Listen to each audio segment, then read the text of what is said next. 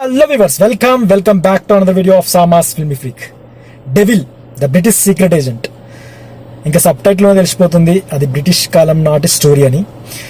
So అప్పట్లో British వాళ్ళు మన దేశాన్ని పరిపాలించే కాలం నాటి నేపథ్యంలో ఈ స్టోరీ అంతా నడుస్తుంటుంది, సినిమా స్టోరీ అంతా నడుస్తుంటుంది. సో అదే టైంలో నేతాజీ సుభాష్ చంద్రబోస్ ఒక మిషన్, అంటే ఈ బ్రిటిష్ వాళ్ళ పైన ఒక అటాక్ లాంటిది అనుకోండి. సో అలాంటి ఒక మిషన్ ఆ నేపథ్యంలో నడుస్తుంటుంది స్టోరీ అంతా. బట్ స్టార్టింగ్ ఈ సినిమా స్టోరీ ఒక పెద్ద బంగ్లాలో ఒక లేడీ మర్డర్ తోటి స్టార్ట్ అవుతుంది. మరి ఆ మర్డర్కి ఇక్కడ బ్రిటిష్ గవర్నమెంట్లో ఒక స్పెషల్ ఆఫీసర్గా పనిచేసే, అంటే ఏజెంట్గా పనిచేసే కళ్యాణ్ రామ్, ఆ ఆఫీసర్కి ఈ మర్డర్కి మధ్యలో సంబంధం ఏంటి, అసలు ఆ మర్డర్ కేసుని తనెందుకు తీసుకుంటాడు, అక్కడి నుంచి నేతాజీ సుభాష్ చంద్రబోస్ మిషన్, సీక్రెట్ మిషన్లో తను ఎలాంటి రోల్ ప్లే చేశాడు అనేది ఇంకా నడుస్తుంటది. సో ఆ ఒక్క మర్డర్ కేసు నుంచి మళ్ళీ క్లైమాక్స్ లో అదే ఆ మర్డర్ కేసు రివీల్ చేయడం, ఇదంతా ఒక సస్పెన్స్ లాగా తీసుకొచ్చారు. అంటే స్టార్టింగ్ లో మనకి ప్రతి ఒక్క క్యారెక్టర్, అంటే ఆ బంగ్లాలో చూపించే ప్రతి ఒక్క క్యారెక్టర్ మనకు సస్పీషియస్ గా చూపించడం, అంటే ఆ సస్పెన్స్ అనేది రివీల్ కాకుండా ఇంకా ఇక్కడ ఏదో స్టోరీ, ఆ స్టోరీలో అంటే మధ్యలో ఇంకొక స్టోరీ ఉంటుంది. అంటే ఇదంతా అంటే ఆ మర్డర్ కేసు నుంచి స్టార్ట్ అయిన ఆ స్టోరీ మళ్ళీ క్లైమాక్స్ లో ఆ నేతాజీ సుభాష్ చంద్రబోస్ మిషన్ లో ఒక పార్ట్ లాగా తీసి, అంటే ఇక్కడ ఏదో ఒక సీక్రెట్ అనేది మనకు స్టార్టింగ్ నుంచి ఒక సస్పెన్స్ అనేది అలాగే హోల్డ్ చేస్తూ లాస్ట్ వరకు కథలో ఎలాంటి లూప్ హోల్స్ లేకుండా మనకి ఇంట్రెస్టింగ్ అయితే తీసుకొచ్చారు ఈ డెవిల్ స్టోరీ. ఈ స్టోరీలో స్టార్టింగ్ నుంచి కళ్యాణ్ రామ్ బ్రిటిష్ గవర్నమెంట్ కి ఒక సీక్రెట్ ఏజెంట్ గా పనిచేస్తూనే ఇటు సుభాష్ చంద్రబోస్ మిషన్ లో ఒక భాగంగా ఉంటూ మధ్యలో త్రివర్ణ అనే ఒక క్యారెక్టర్ ఉంటుంది. సో అది ఆ క్యారెక్టర్ వల్ల ఇంకా కొంచెం ఇంట్రెస్టింగ్ అనిపిస్తుంది స్టోరీ. సో ఆ త్రివర్ణ క్యారెక్టర్, అంటే ఆ త్రివర్ణ అనబడే ఆ క్యారెక్టర్ కి కళ్యాణ్ రామ్ కి మధ్యలో ఒక కనెక్షన్ ఉంటుంది అనమాట. సో అది తీసుకురావడం అది కూడా ఇంట్రెస్టింగ్ అనిపిస్తుంది. అండ్ కళ్యాణ్ రామ్ తో పాటు కొంతవరకు సత్య క్యారెక్టర్, కమెడియన్ సత్య ఉన్నాడు కదా, సో తన క్యారెక్టర్ కూడా చాలా ఇంపార్టెంట్ క్యారెక్టర్ గా అనిపిస్తుంది. అండ్ శ్రీకాంత్ అయ్యంగార్ క్యారెక్టర్ కొంతవరకు బాగుంటది.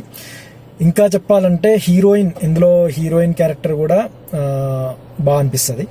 సో ఇట్లా అంటే ఇందులో ప్లే చేసే, అంటే కళ్యాణ్ రామ్ చుట్టూ, అంటే ఈ కళ్యాణ్ రామ్ స్టార్టింగ్ లో తీసుకున్న ఆ మర్డర్ కేసు చుట్టూ కథ అల్లుకుంటూ పోయిన ప్రతి క్యారెక్టర్ కూడా మనకి ఇంట్రెస్టింగ్ అనిపిస్తుంది. అంటే సస్పీషియస్ గా అనిపిస్తూనే ప్రతి ఒక్క క్యారెక్టర్ వెనకాల ఇంకేదో స్టోరీ దాగి ఉంది అన్నట్టుగా ప్రతి ఒక్క క్యారెక్టర్, అంటే క్యారెక్టర్ కి కూడా ఇంపార్టెన్స్ ఉంది ఇందులో. అంటే మనకు ఒక క్యారెక్టర్ చూపిస్తున్నారంటే ఆ క్యారెక్టర్ వెనకాల ఒక స్టోరీ ఉండడము, దాని వెనకాల ఒక సస్పెన్స్ ఉండడం, ఇలా తీసుకురావడం వల్ల మనకి స్టోరీ స్టార్టింగ్ నుంచి ఎండింగ్ దాకా ఇంట్రెస్ట్ వస్తుంది.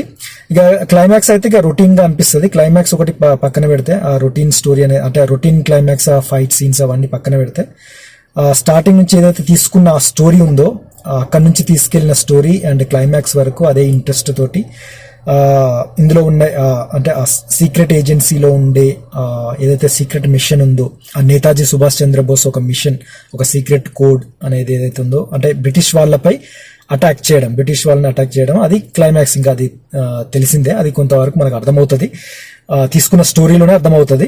సో ఆఖరికి ఆ బ్రిటిష్ వాళ్ళపై అటాక్ చేసి ఒక మిషన్, ఒక సీక్రెట్ మిషన్ ని రివీల్ చేయడం. సో ఈ కథలో స్టార్టింగ్ లో ఉన్న మర్డర్ కి, క్లైమాక్స్ లో సుభాష్ చంద్రబోస్ సీక్రెట్ మిషన్, ఆ సీక్రెట్ కోడ్ కి మధ్యలో ఒక చిన్న లింక్ తోటి సినిమా అంతా ఇంట్రెస్టింగ్ గా తీసుకురావడం అనేది చాలా బాగా అనిపించింది.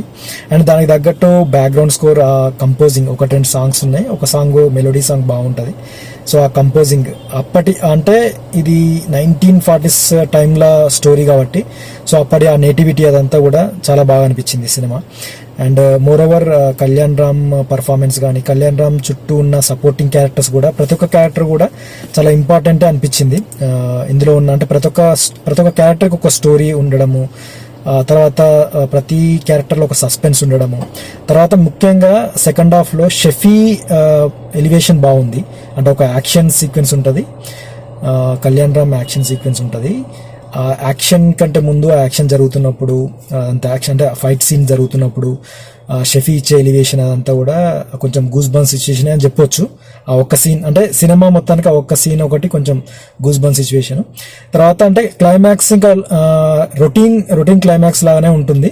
అదొక్కటి పక్కన పెడితే సినిమా స్టార్టింగ్ నుంచి ఎండింగ్ దాకా ఎక్కడ కూడా మనకి స్టోరీ అంటే ఇక్కడ మనం ఎక్స్పెక్ట్ చేయొచ్చు అనే టర్న్ అయితే కాకుండా ఇంట్రెస్టింగ్గా ప్రతి ఒక్క క్యారెక్టర్ ఇంట్రెస్టింగ్గా అండ్ స్టార్టింగ్ నుంచి ఎండింగ్ దాకా అదే ఇంట్రెస్ట్తో ఉంటుంది. ఒక క్లైమాక్స్ ఒకటి కొంచెం రొటీన్ అనిపించినప్పటికి కూడా స్టోరీలో అయితే స్ట్రెంగ్త్ అనిపించింది, బాగా అనిపించింది స్టోరీ.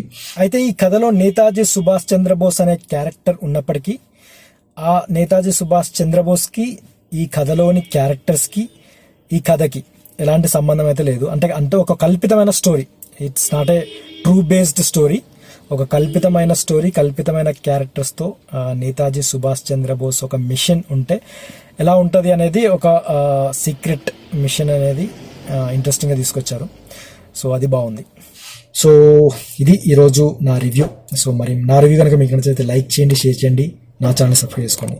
మరో రివ్యూతో నెక్స్ట్ వీడియోలో వెళ్దాం. అంతవరకు బా.